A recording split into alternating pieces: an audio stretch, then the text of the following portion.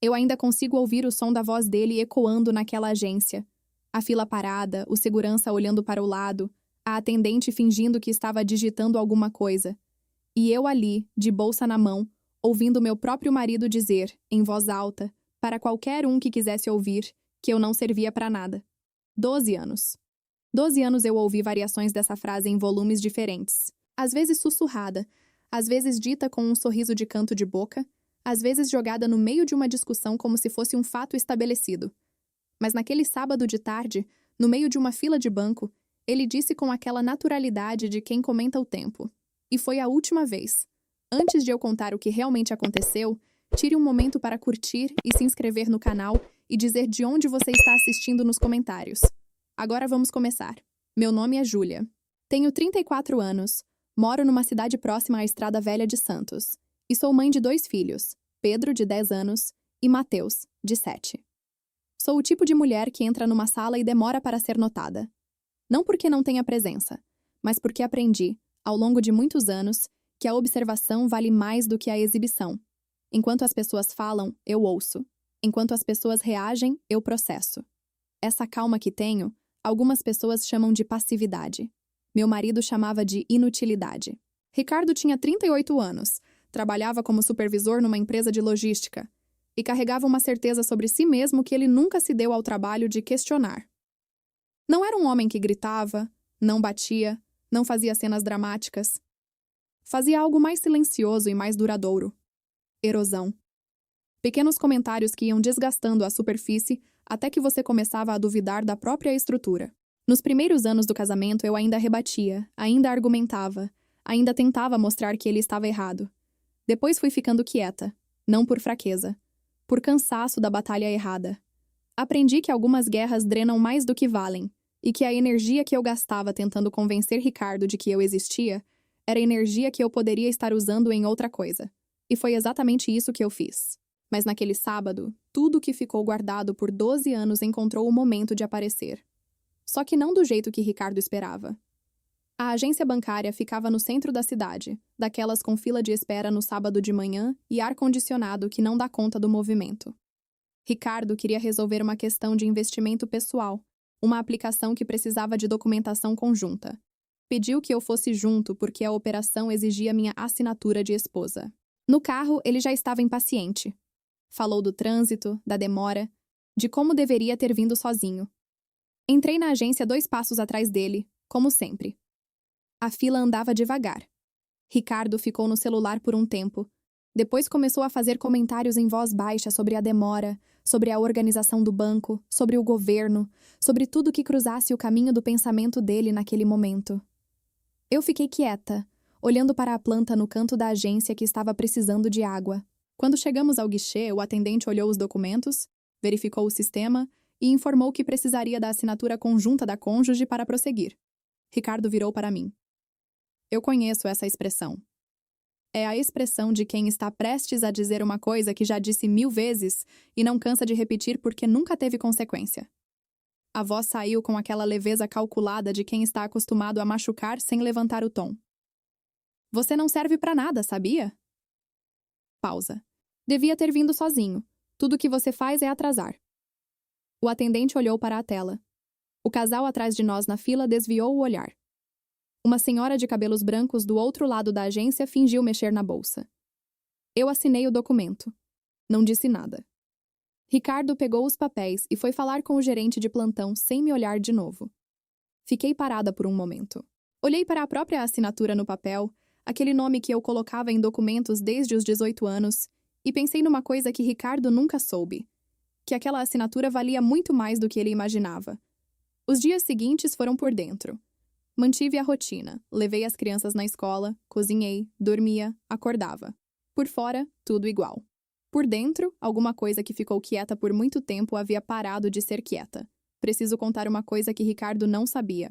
Que ninguém na minha família imediata sabia de verdade. Porque eu nunca anunciei, nunca exibi, nunca usei como argumento em discussão nenhuma.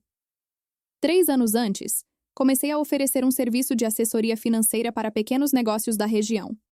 Começou com uma vizinha que tinha um salão de beleza e não entendia o próprio fluxo de caixa. Depois veio uma farmácia. Depois um mini mercado. Depois 2 clientes de fora da cidade que chegaram por indicação. Fui construindo devagar, com a mesma paciência que coloco em tudo, sem pressa, sem barulho.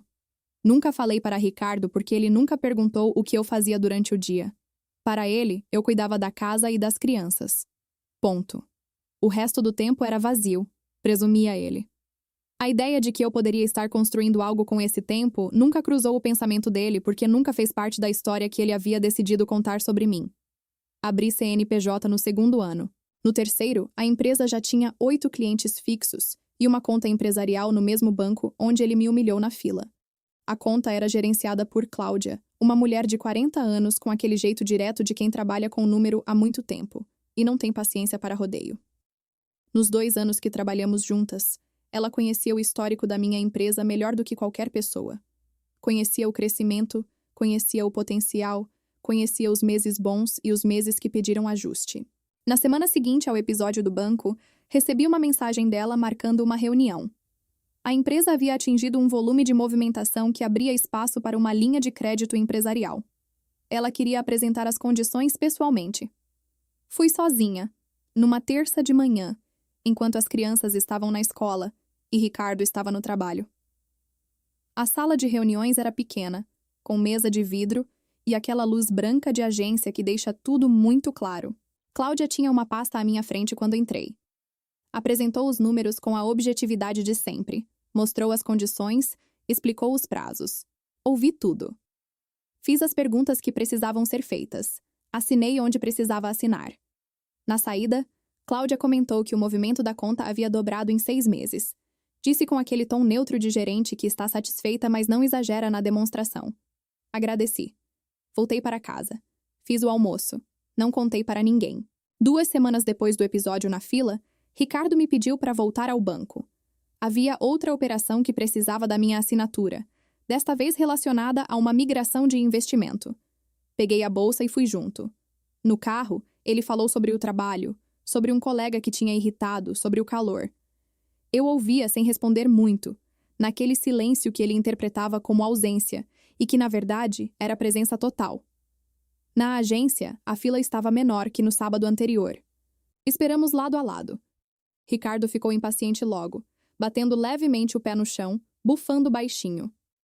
Antes mesmo de chegarmos ao guichê, ele começou. Mais suave dessa vez, quase casual, que é o jeito mais perigoso porque parece que não é nada. Você sabe que se eu não te sustentasse, você não conseguiria pagar nenhum aluguel, né? Pausa. A gente devia ter um acordo de trabalho. Pelo menos aí você seria útil de alguma forma. O casal à nossa frente na fila ficou ligeiramente rígido. A mulher olhou para o lado. Eu não respondi. Quando chegamos ao guichê, a atendente verificou meu CPF no sistema para processar a documentação conjunta. Ficou olhando para a tela por um segundo, além do que seria normal. Então pediu licença e se levantou. Ricardo franziu a testa. Começou a comentar que era sempre assim, que banco no Brasil era uma burocracia sem fim, que qualquer coisa simples virava uma expedição. Eu olhei para a porta lateral atrás do balcão. Cláudia entrou pela porta lateral com aquele passo de quem está no próprio território e sabe disso. Quando me viu, o rosto abriu num sorriso profissional e genuíno ao mesmo tempo. Júlia! A voz saiu clara, com aquela familiaridade de quem atende um cliente importante e reconhece de longe. Que coincidência! Vim verificar uma coisa aqui e vi seu nome no sistema. Se aproximou, cumprimentou com um aperto de mão firme. A aprovação da linha de crédito saiu essa semana. Os termos ficaram melhores do que o esperado. Abaixou levemente a voz, não de constrangimento, mas de discrição profissional. O histórico de crescimento da empresa pesou bastante. O comitê ficou bem impressionado com os números dos últimos 2 trimestres. Respondi que ia entrar em contato na semana seguinte para fechar os detalhes. Ela assentiu, trocou mais algumas palavras sobre a operação, perguntou sobre um dos clientes da minha carteira que havia expandido recentemente, comentou que era um dos casos mais consistentes que ela tinha acompanhado naquele segmento. Depois, cumprimentou de novo e voltou pela porta lateral. A atendente processou a documentação em silêncio. Eu assinei onde precisava assinar. Peguei minha cópia dos documentos, coloquei na bolsa, agradeci à atendente. Então, olhei para Ricardo. Ele estava com aquela expressão de quem está tentando remontar um quebra-cabeça sem ter todas as peças. A boca estava levemente aberta. Os olhos se moviam entre mim e a porta por onde Cláudia havia saído, como se a cena que acabara de ver não estivesse se encaixando com a versão que ele tinha de mim na cabeça.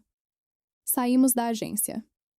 No estacionamento, ele ficou parado ao lado do carro por um momento antes de abrir a porta. Ela te conhece? A voz tinha saído menor do que o habitual. Gerencia minha conta empresarial há 2 anos, respondi.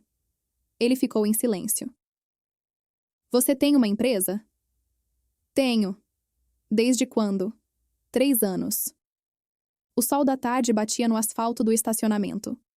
Um carro passou devagar procurando vaga. Ricardo ficou olhando para mim com aquela expressão que eu nunca tinha visto nele antes. Não raiva, não deboche, não impaciência. Era algo mais parecido com desorientação. O tipo que vem quando a história que você contou sobre alguém para de fazer sentido de uma vez. Por que você nunca me contou? Fiz uma pausa. Pensei na resposta certa. Não a mais cruel, não a mais gentil.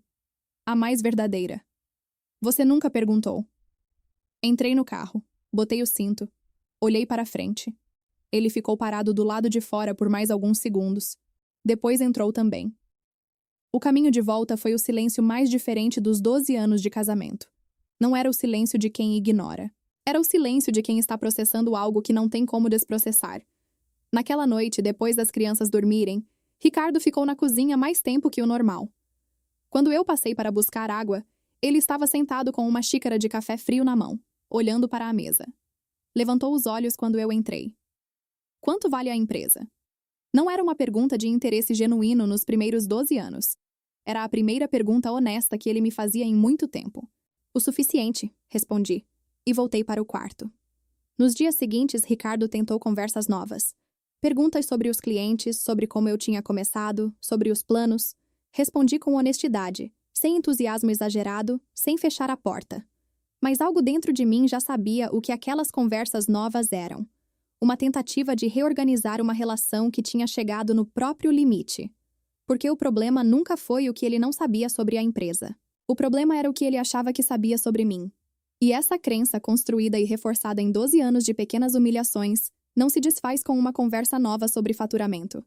Ela revela o que a pessoa acha de você quando acha que você não tem nada. Pedi a separação 6 semanas depois.